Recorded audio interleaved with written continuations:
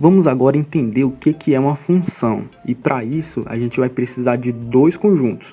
O primeiro conjunto aqui, o conjunto A, ele não pode ser vazio, e o outro conjunto aqui, conjunto B, que também não pode ser vazio. A gente vai precisar desses elementos, então é por isso que esses conjuntos não podem ser vazios.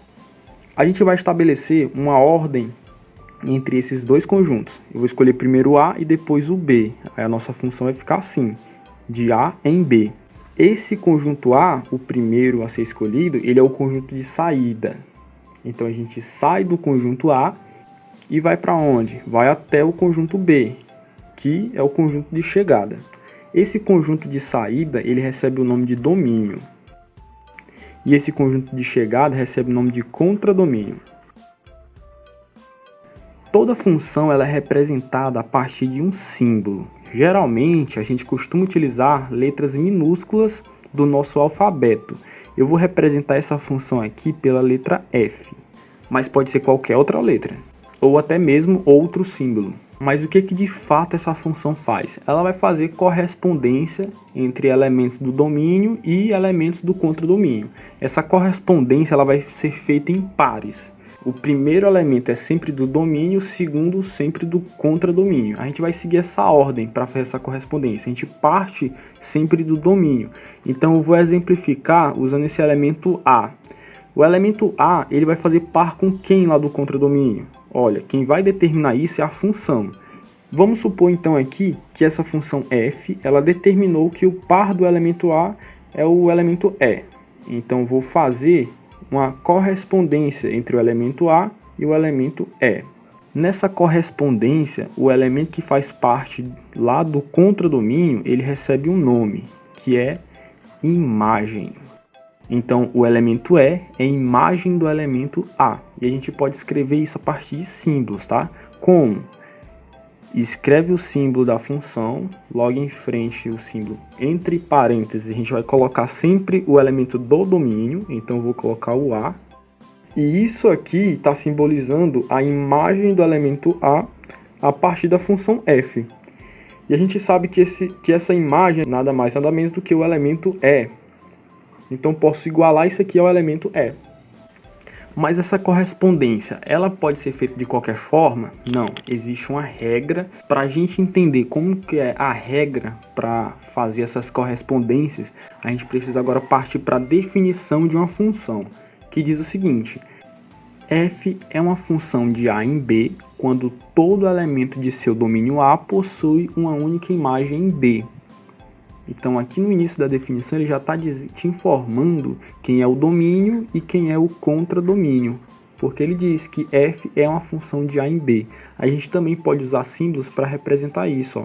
Escreve o símbolo da função, dois pontinhos, e aí coloca o primeiro conjunto, que é o domínio, coloca uma setinha e logo na frente o outro conjunto, que é o contradomínio. E só vai ser função quando todo elemento de seu domínio A possui uma única imagem. Então, ó, todo elemento do domínio ele tem que ter imagem, todo elemento, e só pode ser uma única imagem. Em resumo, todo mundo aqui que está no domínio tem que ter imagem, e só pode uma. O elemento A ele já tem uma imagem, então já não pode ter outra, já tá ok aqui. O elemento B ele ainda não tem imagem, então ele tem que perguntar, o função f, quem é a minha imagem? A função f determina para ele.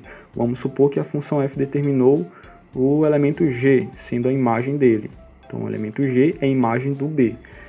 O elemento C aqui do domínio, ele não tem imagem ainda, então a função f precisa determinar, porque para ser função, todo mundo tem que ter imagem. E só pode ir um, então, quem é a única imagem dele? Vamos supor que a função f determinou que fosse o G também. Não tem problema repetir, né? Porque não quebrou a definição. Todo mundo tem imagem, podem ver, ó, todo mundo tem imagem, e só é um, ó. Esse aqui só tem uma, esse aqui também só tem uma, e esse aqui também só tem uma, apesar de que essa se repetiu para o B e para o C. Existem alguns conjuntos em funções que são muito importantes, né? Eles precisam ser destacados. Quais são eles? O conjunto domínio, que a gente representa pela letra D. No índice aqui, no canto inferior direito, a gente coloca o símbolo da função para representar que é o domínio da função f. Poderia simplesmente escrever aqui A, já que o conjunto A é o domínio, mas eu quero colocar por extenso, citar todos os elementos desse conjunto. Então, quem que está no domínio? É o elemento A, o elemento B e o elemento C. Ok, então aqui é o domínio da minha função. Outro conjunto importante é o conjunto contra-domínio, que a gente simboliza assim, ó, CD, contra-domínio. E da mesma forma, a gente coloca aqui no índice o símbolo da função para dizer que é o contra-domínio da função f. E a gente vai escrever também por extenso, né? Não poderia colocar apenas o B, mas eu vou colocar por extenso todos os elementos. Ó. O elemento D, ele está aqui dentro do contradomínio, o elemento E e o elemento G. Um outro conjunto muito importante é o conjunto imagem, que tem o símbolo IM. E da mesma forma a gente vai colocar aqui no cantinho, ó, o símbolo da função. E o que é o conjunto imagem? Ó, percebam que o E ele faz parte de uma correspondência, o G também. Então, se eu perguntar quem do contradomínio é imagem, eu só vou ter como resposta o elemento E e o elemento G, já que o elemento D ele não fez par com ninguém, então ele não se transformou numa imagem, né? Ele não é imagem de ninguém.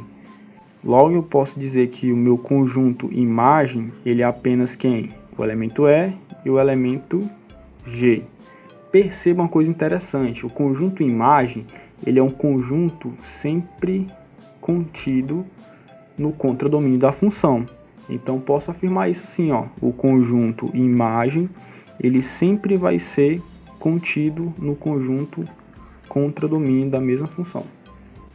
Vamos agora praticar fazendo alguns exemplos. Primeiro exemplo, isso aqui é uma função, né? No caso, uma função de A em B, é ou não é? Vamos lá, para ser função, cada elemento tem que ter uma única imagem. Esse aqui tem imagem e é única, esse aqui tem imagem e é única, porém, esse elemento aqui, ó, cadê? Cadê a imagem dele? Não tem.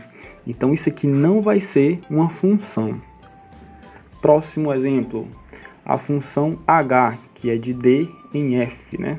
Função h, vamos usar aquela notação, ó, de D em F. Isso aqui é mesmo uma função, né? Essa suposta função é uma função de fato ou não é? Vamos verificar. Os elementos do domínio D tem que ter uma única imagem lá em F. Esse elemento ele tem uma única imagem, beleza? Esse elemento aqui, ó, ele não tem uma única imagem, né? Porque ó, ele tem essa imagem aqui e essa imagem aqui também. Então ocorreu uma ambiguidade. Como é que um elemento ele está sendo associado a dois elementos lá no contradomínio? Não pode. Então isso aqui já não é função. E foi só por causa desse danadinho aqui, porque esse outro elemento aqui, ó, ele tem imagem e ela é única também.